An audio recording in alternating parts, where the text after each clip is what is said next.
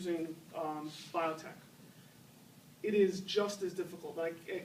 Without revealing confidential information, it's not as simple as grabbing some PPFMs and throwing them on the plants. It doesn't work like that.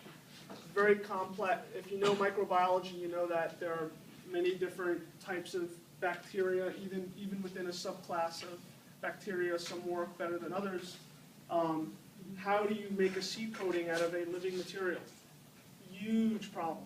So if you think about the spectrum of proof of concept in this here, there's really, really validated, and then there's the guy took some bacteria, threw it on a plant in his lab, and it grew better. That's where we started way back here. Taking that, and you can't sell that. It's a fundamental discovery. Wow, these bacteria influence plants. Now you have to take it and make it into a seed coating that's robust, viable, can survive shipping and packaging.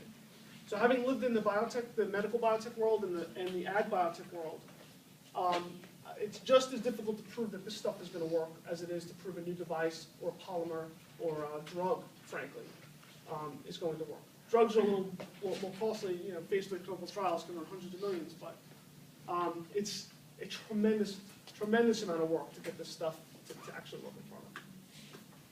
What I like about this deal and why I got excited about it, 2 reasons. One was low regulation, right? We have very minimal regulation for this technology. It's a naturally occurring product. We already have an EPA exclusion for it to be on, to be sold as one of the formulations. The other is, look, although it's going to be hard, we have a pretty good idea of the pathway. And we know that if we do what we say we're going to do, the market size is huge. So for me, the 2 factors for getting involved, I worked for 18 months without receiving a dime from this company. And I did it on my spare time and weekends and nights. And finally, everyone kind of sees, oh yeah, look, this is great. It's a great success story. Well, it didn't start out that way. It started out as a couple of patents in a lab and some, a couple of papers that said this stuff worked. But huge market size.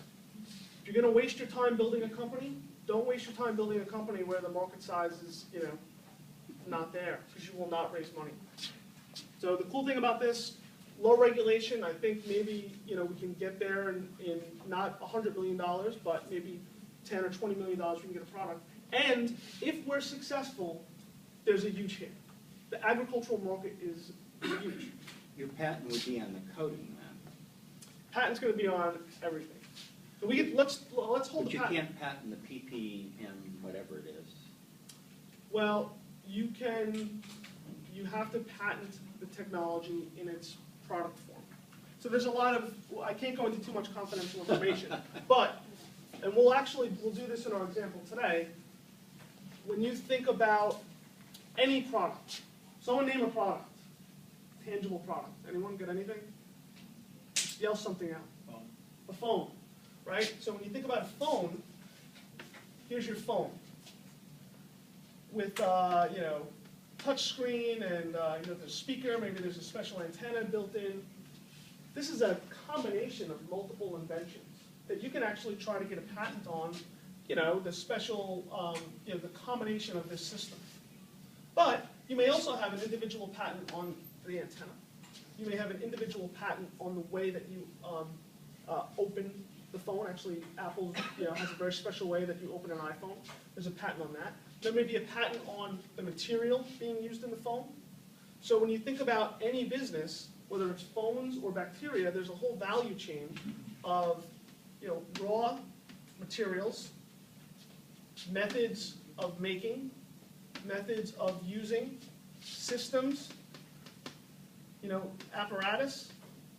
And what you do when you're trying to really build a complex patent strategy is that you look at this business and you break it apart. You go all the way back to the raw materials, all the way through the important components to the major systems, and you pull out areas of patentability, and then hopefully this kind of creates a fence that others kind of can't. If they try to get in here, they can't get there. If they try to get in here, they can't get there. And this is what patent strategy is about. And if you notice, this is actually less about patent law and more about understanding technology and understanding what competitors are going to try to do, and it's real strategy work. It's not just legal work, yeah. How much of your initial